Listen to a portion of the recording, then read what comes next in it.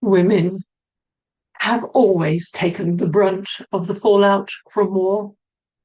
It is largely the women who feed the family, who care for the children, and in many countries they also care for the livestock and crops. Increased military spending diverts resources from vital programs like the environment, education, and healthcare, disproportionately affecting women who may rely more on these services. War inevitably brings social disruption, economic hardship, interruption of education, and increased vulnerability to violence. Rape is still a weapon of war, scarring women and girls for life. Militarization is a product of patriarchy. It reinforces male dominance. Militarization of schools. Children from as young as 5 years old are being militarized. If a country prepares for war, it will inevitably make war. In a war economy, everyone loses, often their life. Women are now on the front lines. It's a form of coercion. It is not feminist to recruit women into the military. It is a morbid twisting of equality. This is why global women for peace united against NATO are speaking out. Here are some of our voices.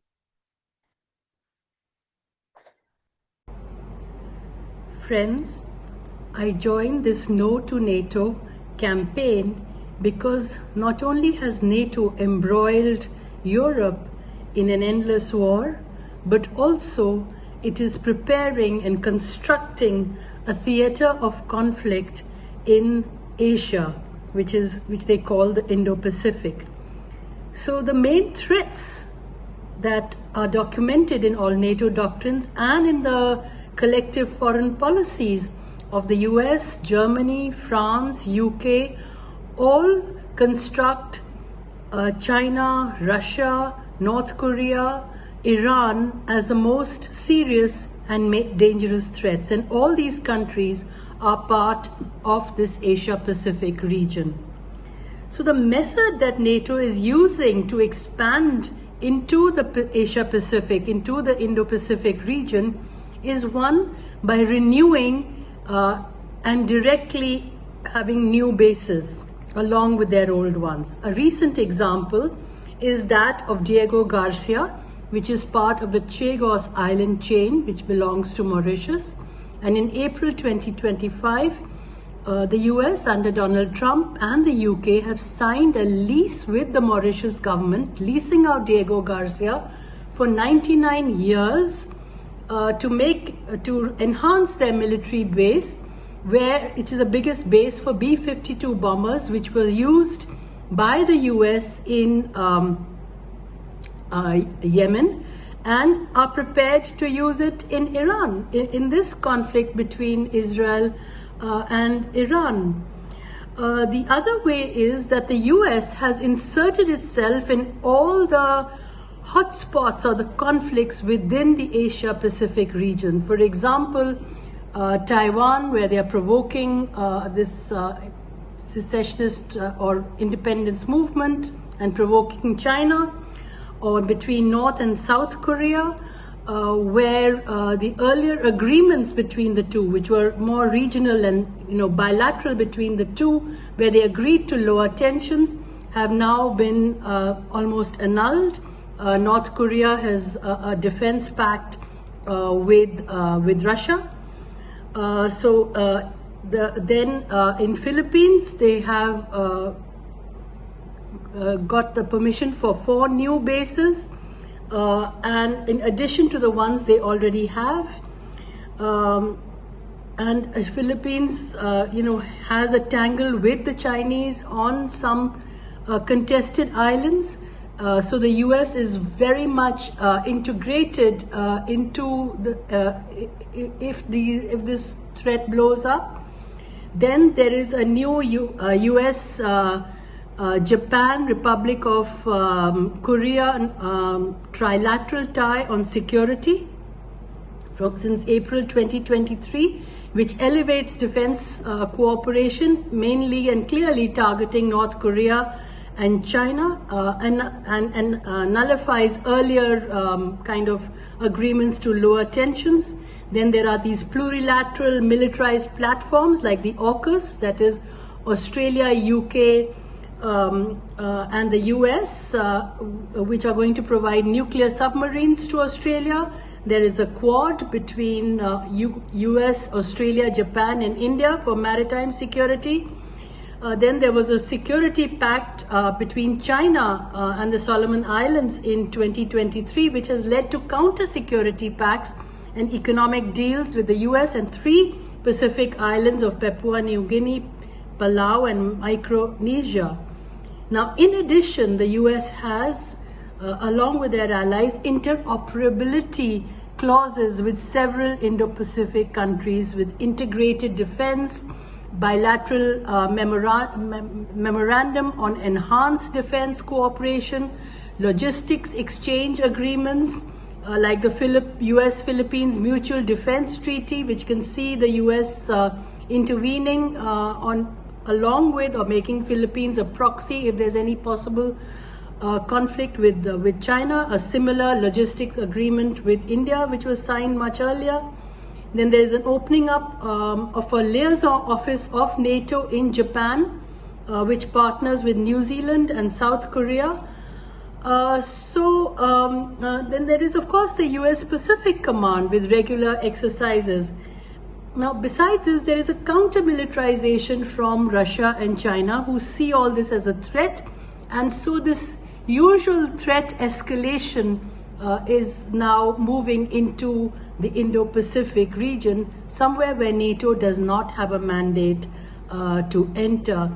So really, that is why we need to resist NATO, and that is why all strength and support to NATO, No to NATO campaign. Thank you.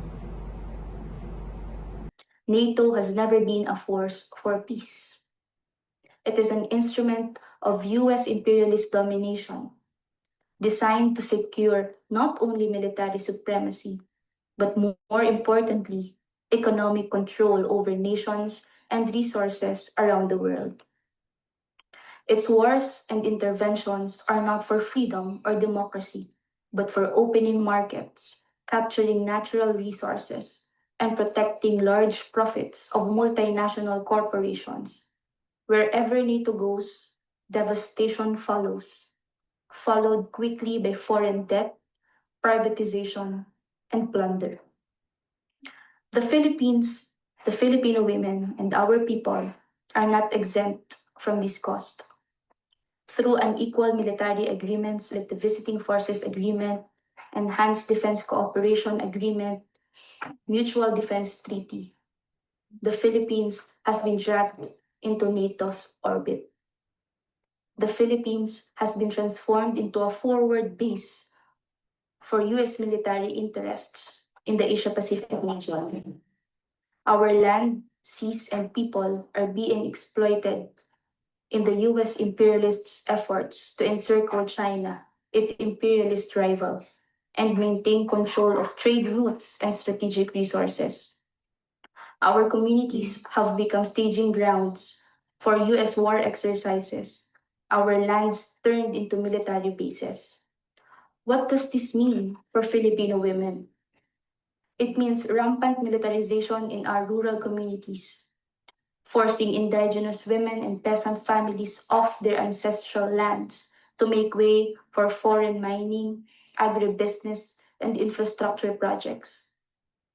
It means heightened risk of rape and sexual abuse and violence by foreign troops stationed on Philippine soil, like the case of Nicole and Jennifer Laude, and many more denied justice.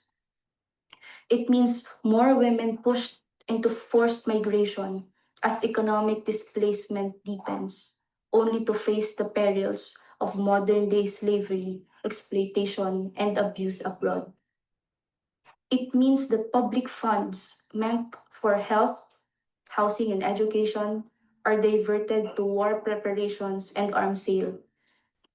NATO's so-called Women, Peace, and Security agenda is a smokescreen. There can be no real peace if it is built on military domination and economic exploitation. No security in a world where women are treated as pawns in imperialist agendas. We say not in our name, and thus we, in Gabriela, calls on all women and freedom-loving peoples of the world to resist US-led NATO's war machine.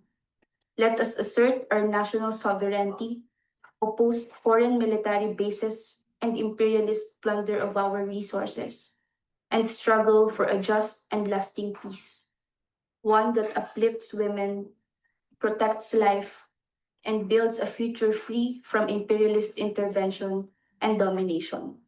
Maraming salamat po. Makibaka, wag matakot. History of colonialism. Like all forms and institutions of militarism built on the backs of the poor and the oppressed, NATO is deeply rooted in a long history of patriarchy. The history of NATO's policies against people's struggles around the world, its permanent expansion of military capacity, has always taken a massive toll on women and all oppressed dissident genders.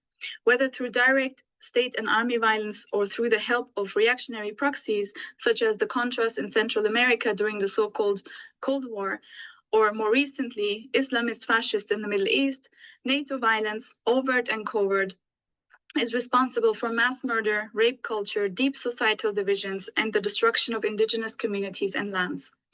Only in the last years in Kurdistan alone, NATO violence executed by our member state, Turkey, has been synonymous with political feminicide. Sakine Cansız, Fidan Doğan, Leyla Şaylemez, Zehra Berkel, Hebun Melek Khalil, Emine Weisi, Nagihan Akarsel, and Cihan Bilgin are just a few among many Kurdish women revolutionaries, politicians, educators, community leaders, and journalists murdered by NATO bullets and drones. These women were targeted precisely because they embodied hope, resistance, and life. NATO states, moreover, fully back the ongoing genocide in Palestine, as well as the many other attacks and wars and genocides in the Middle East and beyond. Meanwhile, through concepts like women, peace, and security, NATO is trying to purple wash and pink wash its image. These are attempts to further militarize women, to diversify the face of oppression, and to increase the number of people used as cannon fodder for imperialist wars that only serve elite interests. We must resist these psychological manipulations and expose them as the propaganda that they are. The world must know that for the global majority, NATO has meant ecocide, genocide, feminicide. NATO is not only tanks and drones. Its policies also manifest as borders, imposed colonial debt, prisons, sanctions, and psychological warfare. While NATO continues its warmongering abroad, causing millions of people to flee from the consequences of war, domestically, NATO member states criminalize those who take action against war and for peace. In the past 2 years alone, tens of thousands of mostly young people have faced police brutality in prison for resisting militarist policies conducted in their name. Already, wars are being fought over resources needed to build the so-called green infrastructure, primarily for the global north. We will see a massive greenwashing of NATO imperialism in the coming years. This is an occasion for the climate movement to further embrace anti-imperialist principles. The steadfastness of Palestinian mothers in Gaza, of Afghan women resisting the Taliban, which is another output empowered by imperialist policies, of Filipinas fighting against US bases in their lands, are all examples of the beauty and power of society-based resistance. Refusing to be divided by borders or ideologies designed to weaken our solidarity and common struggle, we urgently need to construct a radical, revolutionary peace, built from below, by the hands of those who have suffered and resisted the most. Peace is not the absence of conflict, but the clear presence of justice. It is the dismantling of every structure that profits from our debts. A world without NATO is not only possible, it is clear, perhaps now more than ever, that only a world without NATO is possible. Together we can work towards an international tribunal to expose the feminicidal nature of NATO. Down with imperialism, long live international solidarity, long live the revolutionary women's struggle, freedom for all political prisoners.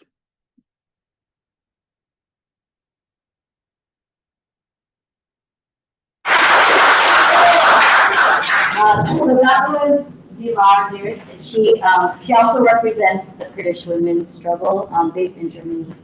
That's all we have, unfortunately, for the Middle East. We may be trying to follow up with some of the other speakers. One specifically from Afghanistan, Musa Ahmadi, who's supposed to join online. We don't see her on the Zoom, so we'll keep following up. So now we'll move on to the African continent. And this next speaker we've heard from earlier, we have again from GWUAN, representing South Africa, Lucille Cornelius.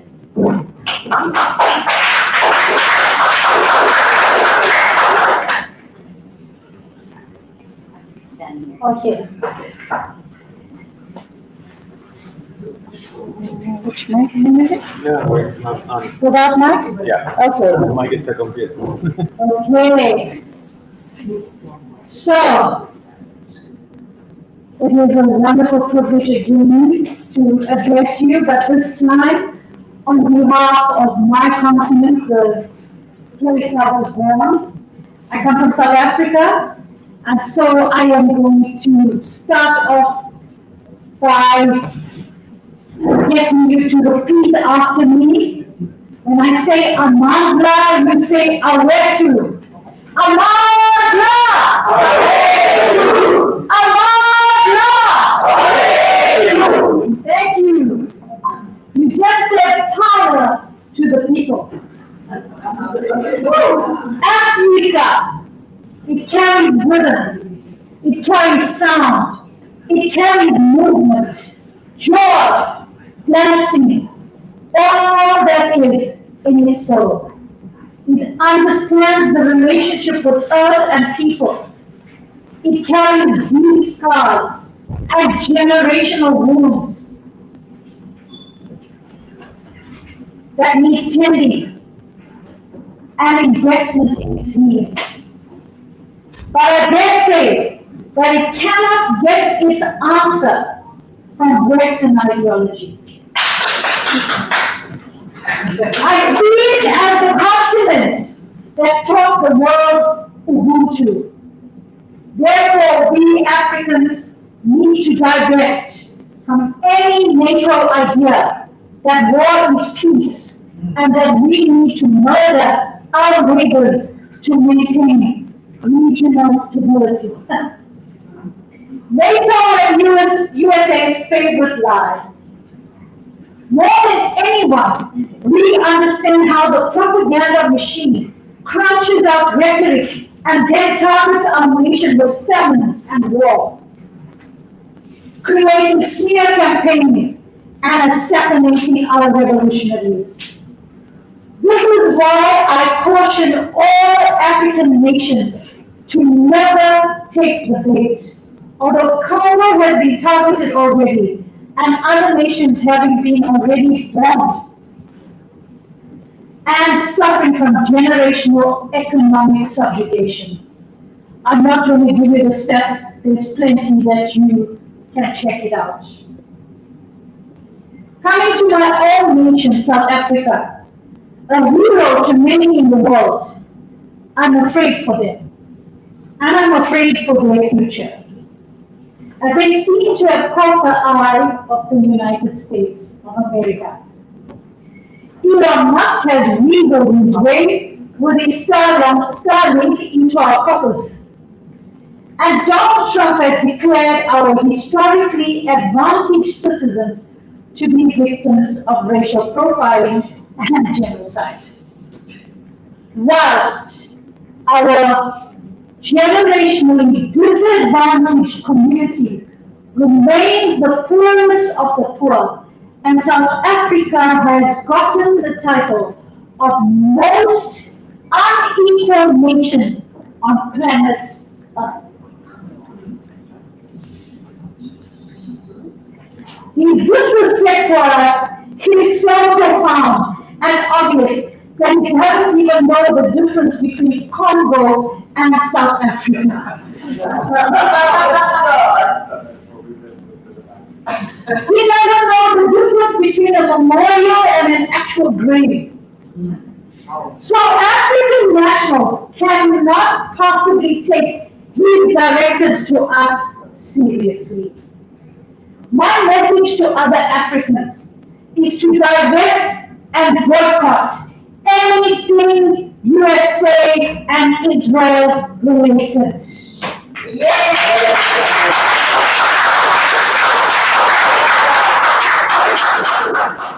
Let's be honest, Africa. Now bodies are the commodity upon which empires have been built. They carry no value to empire.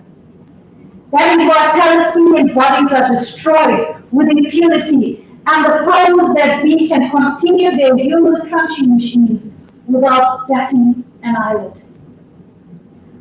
Do not give the USA Silence Town, South Africa, as a naval base, and do not give Kongsberg to Elon Musk, so he can spy on us on behalf of the USA.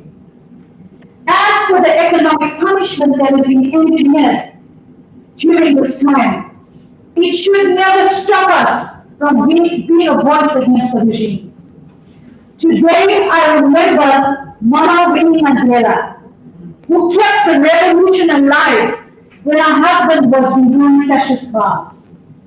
It's the women who continue to carry the nation when our men are taken prisoner or murdered in killing fields. It's the women like Naledi Pandor who spoke up in the face of threats against her life and those of her loved ones, but continued to rage against the colonial machine on behalf of Palestine, which resulted in South Africa taking Israel's regime to the ICJ.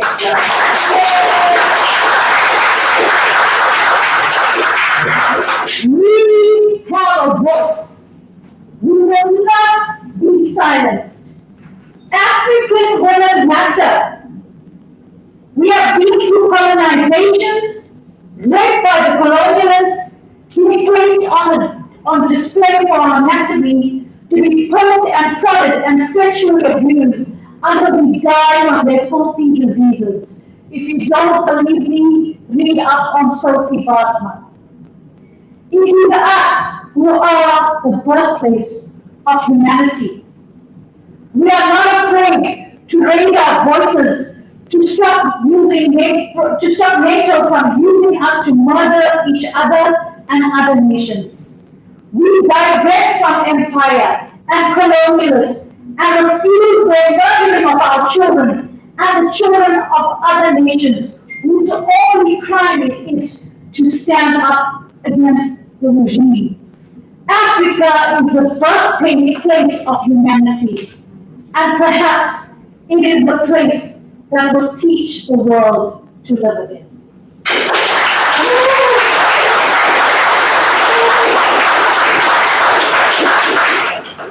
Thank you. Next, we have another video submission.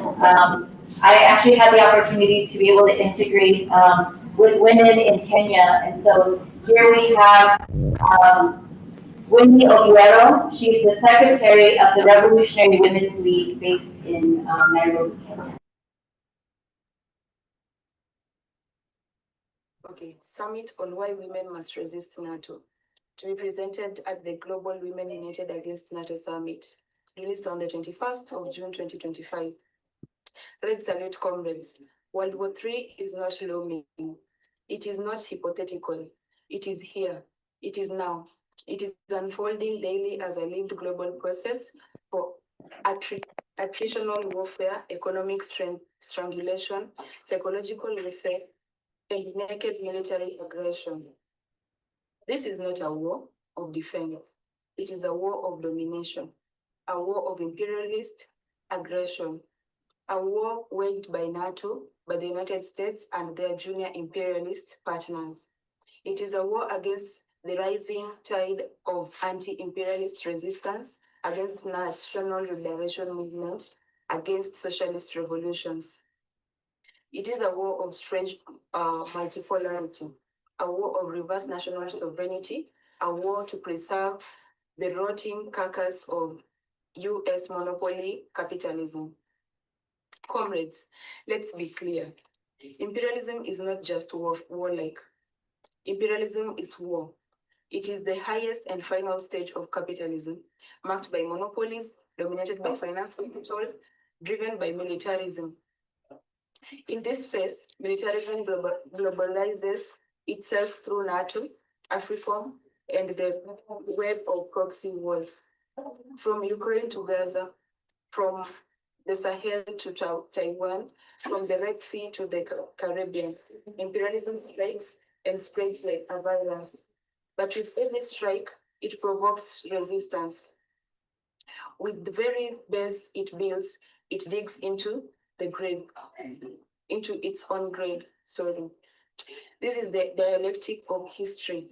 From the NATO provoked war in Ukraine to the genocidal Zionist siege of Gaza, from the encirclement of China to the provocation of the Korean Peninsula.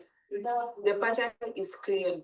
Imperialism is on a war path, not for peace, not for security, but for profit plunder and hegemony. Kenya is not neutral. Kenya is not on the sidelines. Kenya is a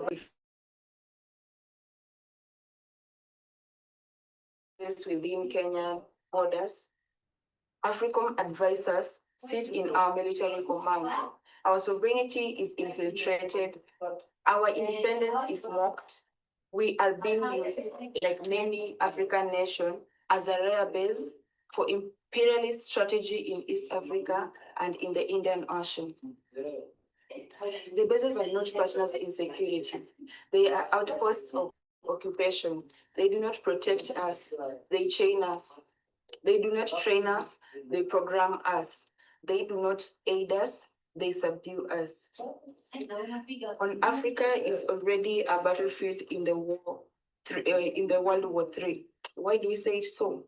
Not only in the Sahel, where French and US forces retreat in this race, not only in Sudan or the Congo, where imperialist proxies spill blood, but in our minds, in our schools, in our economies. Our sovereignty is auctioned by comprador regimes. Our youth are fed imperialist dogma. Our future are shackled by IMF chains and the dollar system. But this war is not like the last. The First and Second World Wars were, and the First and the Second World Wars were between imperialists for the division of colonies. This war is different. This is a just war. A war for national liberation, a war for popular sovereignty, a war that across many continents is increasingly socialist in its content. In Gaza, we do not see only a national struggle. We see frontline in the global fight against fascism. In Donbass, we see resistance to NATO's expansion. In Yemen, we see the peoples rising against Gulf puppets and US domination. Comrades, the war is winnable. The enemy is not invisible. The imperialists are fractured, fearful, faltering. The contradictions within imperialism have matured. The crisis of capitalism has deepened, and the ruling class, the North, quarrel amongst themselves. They panic over de-dollarization, they drown in debt, they scramble under the weight of their own lives. Imperialism is entering its final phases, and World War III is its final conversion.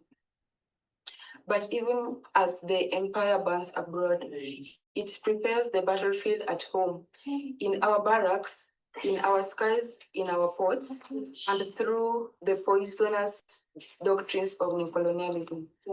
Let us name the enemy clearly, comrades.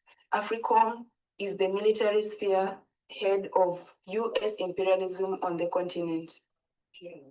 Discussed in the language of security cooperation, it militarized nearly all of Africa, operating in 53 out of 54 states, maintaining over 29 known facilities from Djibouti to Ghana, from Manda Bay to Agadez. Kenya is among its most entrenched collaborators, but history breaks open. In Niger, the people expelled the invader. The revolutionary military shut down the US base at Agadez. This is not ordinary event. This is the birth of a new Africa. Through rupture, resistance, and armed defiance, Africa has suffered a historic blow. Kenya must follow suit.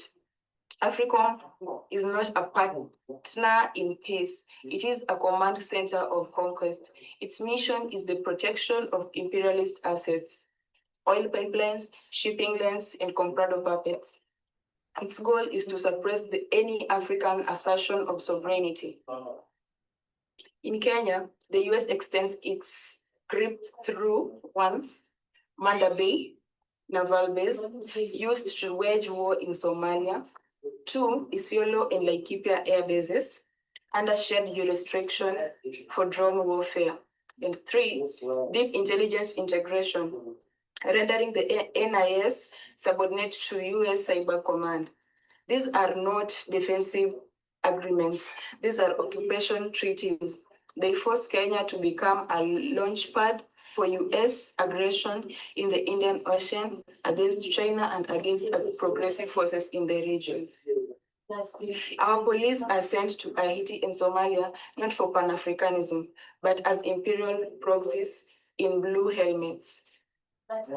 Behind this militarization stands the comprado bourgeoisie, the managers of the new colony, the auctioneers of the sovereignty, the state house to treasury, from barracks to boardrooms. They kneel to NATO-backed interest in the name of development and cooperation. Let us call things by their names, comrades. The comprado state is an agent of empire. The Pan-African peace and security architecture is held hostage by imperial aid. Our diplomacy is shackled to the European Union. And thus, the Revolutionary Women League joined the global cry. 1, to dismantle AFRICOM. 2, to shut down all US and NATO military bases and on African soil. 3, to break all status of forces agreements. 4, expel all the foreign military personnel. 5, nationalize our military industrial infrastructure. And lastly, to reorient our defense forces towards the people and not profit. Comrades, militarization is not accidental. It is the inevitable companion of capitalist crisis. As dollar hegemony declines and trade routes realign, Africa becomes the imperialist prize, strategically, logically, and militarily. From the Horn of Africa to the Gulf of Guinea, from the Sahel to the Red Sea, a new resource war of plenary proportion has begun. But every imperialist expansion carries the seed of its negation. In the Sahel, military ruptures against French occupation. In Sudan, internal contradiction within foreign-backed armies. In Ethiopia, a people's refusal to kneel. These are not yet revolutions, comrades, but they are tremors, and tremors foreshadow earthquakes. Let us organize, comrades. Let us radicalize. Let us prepare to turn tremors into upheaval. Long live the National Democratic Revolution. Long live. Forward to defending our defense security. Forward. And down with NATO, down with Africa, down with imperialism. Long live the internationalist solidarity. Long live the Revolutionary Women League. Yours in solidarity, Winnie Obiero, the Secretary for the Revolutionary Women League. Thank you.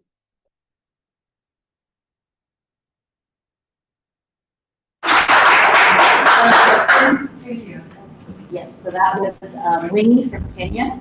Next, we have another video, Cyril Roland-Bichon with the Nouveau Droit de l'Homme, and she's also with the IPB. She serves as a senior human rights and conflict transformation expert. She has over 15 years of professional experience in monitoring, documenting, and reporting human rights violations and providing legal aid to victims, advocating for legal and political reform, raising awareness on civic engagement, monitoring civic and democratic space. She's a strong advocate for the elimination of violence against women and girls in Africa. So she comes and joins us by video from Cameroon. So if we can play her video from Cyril.